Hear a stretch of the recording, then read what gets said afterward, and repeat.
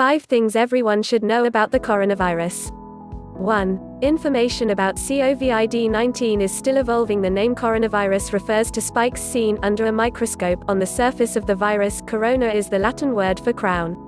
Coronaviruses cause respiratory tract illnesses that range from the common cold to such potentially deadly illnesses as SARS, also first identified in China, and Middle East respiratory syndrome, MERS.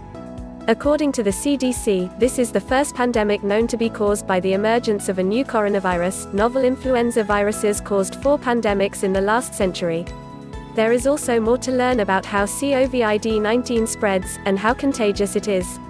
Data is needed not only to better understand when those who become ill shed the virus, but also which body fluids contain the virus and how those may contaminate surfaces and even the air surrounding them, says Dr. Martinello.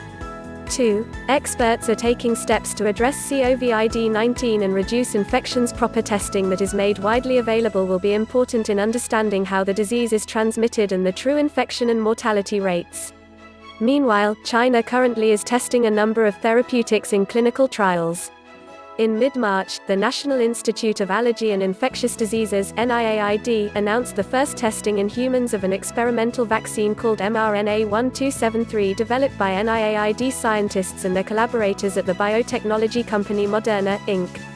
But it could take at least a year before such a vaccine is available. 3. If you feel ill, here's what you can do. So far, information shows the severity of COVID-19 infection ranges from very mild, sometimes with no reported symptoms at all, to severe to the point of requiring hospitalization.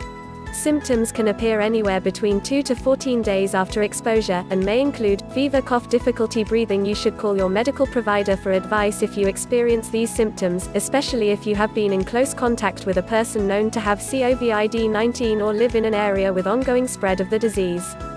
4. There are things you can do to protect yourself. Dr. Vines says, the best thing you can do at this point is take care of yourself the way you would to prevent yourself from getting the flu. You know you can get the flu when people sneeze and cough on you, or when you touch a doorknob. The CDC also recommends the following preventive actions: wash hands with soap and water for at least 20 seconds. Dry them thoroughly with an air dryer or clean towel. If soap isn't available, use a hand sanitizer with at least 60% alcohol. Stay home if you're sick. Avoid touching nose, eyes, and mouth. Use a tissue to cover a cough or sneeze, then dispose of it in the trash.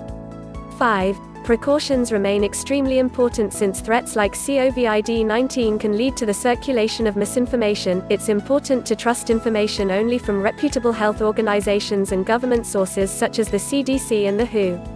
The public health infrastructure in the U.S. is a critical resource for leading the federal, state, and local response, Dr. Martinello says. Because knowledge about the new virus is evolving rapidly, you can expect recommendations to change frequently.